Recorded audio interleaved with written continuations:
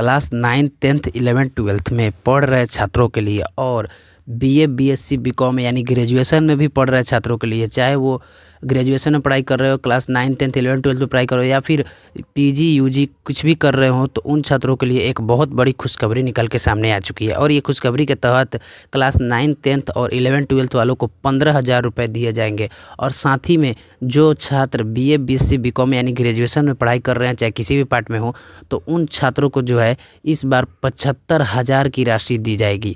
और जो छात्र पीजी, यूजी कर रहे हैं, तो उन छात्रों को भी एक भारी मात्रा में राशि दी जाएगी। ये राशि होगी 2.5 लाख रुपए तक इनको राशि मिल सकता है।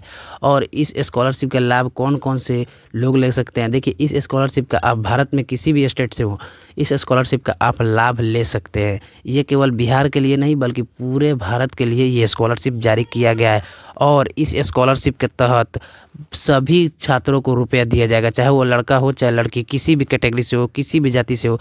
तो जानेंगे इस वीडियो में कि क्या क्या डॉक्यूमेंट लगेगा, कौन कौन सा काम करना पड़ेगा, क्या करना पड़ेगा, कहाँ जाना पड़ेगा, ऑनलाइन अप्लाई होगा कि ऑफलाइन अप्लाई होगा, क्या होगा। इस स्कॉलरशिप से रिलेटेड जो भी सवाल आपके मन में चल रहे हैं, तो उस सवाल को दूर करने का प्रयास करेंगे। तो वीडियो में अंत तक बने रहिएगा। देखिए, इस स्कॉलरशिप का नाम है SBI प्लेटिनम जुबली आशा स्कॉलरशिप 2025।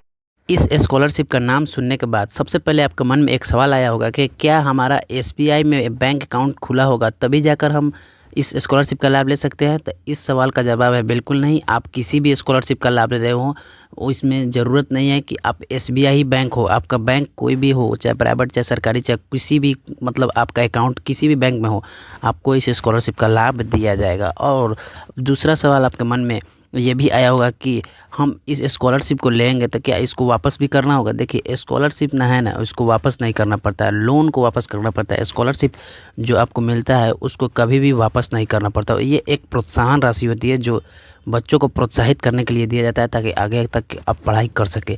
तो स्कॉलरशिप को वापस नहीं किया जाता है और लोन को वापस किया जाता है। तो आगे हम बढ़ते हैं इस वीडियो में कि आपको डॉक्यूमेंट क्या क्या लगना है और क्या क्या काम करना होगा। देखिए, इसमें डॉक्यूमेंट से पहले हम बात कर लेते हैं कि हमने जैसे कि आपको बताया कि ये जो स्कॉलरशिप है केवल बिहार वालों के लिए नहीं है। ये स्कॉलरशिप पूरे भारत में आप कहीं से हो, किसी भी स्टेट से हो, आप इस स्कॉलरशिप का लाभ ले सकते हैं। लेकिन इसमें कुछ बातों का ध्यान रखना पड़ेगा, जैसे कि आपका 2025-26 के सेशन में पढ़ाई करते रहना होगा, यानी कि आपने पढ़ाई बाधित नहीं किया हो, आप पढ़ाई कंटिन्यू कर रहे हो। और दूसरी बात कि आप जिस क्लास में पढ़ रहे हो उससे एक पीछे वाले क्लास में आपका 75% मतलब जो मार्क्स आया हुआ होना चाहिए, तभी जाके आप इस स्कॉलरशिप के लिए अप्लाई कर सकते हैं।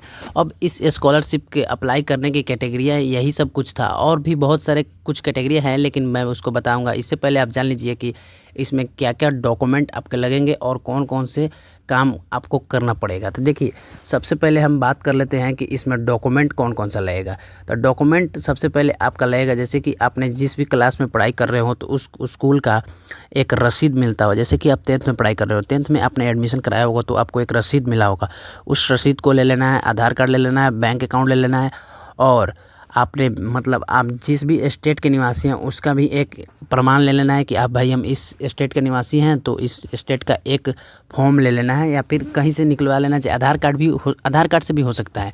और इतना सब करने के बाद आप जाकर इसमें अप्लाई कर सकते हैं। और इस अप्लाई करने के बाद अब हम जान लेते हैं कि इसका ऑनलाइन आवेदन का डेट कब से कब तक रहेगा और कितना से कितना तक इसका ऑनलाइन आवेदन करने का डेट। देखिए, ये जो ऑनलाइन आवेदन करने का डेट है ये तो शुरू हो चुका है, लेकिन उससे पहले कुछ और डॉक्यूमेंट है जो जान लेते हैं। जैसे कि पर्सनल डॉक्यूमेंट का बात करते हैं तो आपका एक फ़ोटो होना चाहिए और फोटो के पीछे आपका एक हस्ताक्षर भी होना चाहिए। और जो ST SC कैटेगरी से जाति से आ रहे हो तो उनका एक जाति प्रमाण पत्र भी होना चाहिए। और बात कर लेते हैं कि इसका ऑनलाइन आवेदन कब से कब तक शुरू होगा और कब से कब तक रहेगा। देखिए, इसका ऑनलाइन आवेदन तो 19 सितंबर से ही शुरू हो चुका है, लेकिन इसका ऑनलाइन आवेदन चलेगा आपको 15 नवंबर तक इसका ऑनलाइन आवेदन चलेगा। अब हम कुछ बातें जो भूल गए थे जो हम बता देते हैं कि इस ऑनलाइन आवेदन करने के लिए आपको ये सब तो डॉक्यूमेंट लगेगा ही लगेगा, लेकिन इस स्कॉलरशिप को लाभ लेने के लिए आपको किसी भी जाति से होने की मतलब ऐसा नहीं है कि आप किसी भी जाति जैसे ST है, SC BC या BC1 है तो आपको ये स्कॉलरशिप नहीं मिलेगा। नहीं, ये आप चाहे जनरल हो, ST हो, SC हो, BC हो, BC1 हो, BC2 हो, यानी आप किसी भी जाति से हो, इस स्कॉलरशिप का लाभ आप बेझिझक ले सकते हैं। तो इस वीडियो के लिए इतना ही। मिलते हैं हम आपसे अगली वीडियो में नई अपडेट के साथ।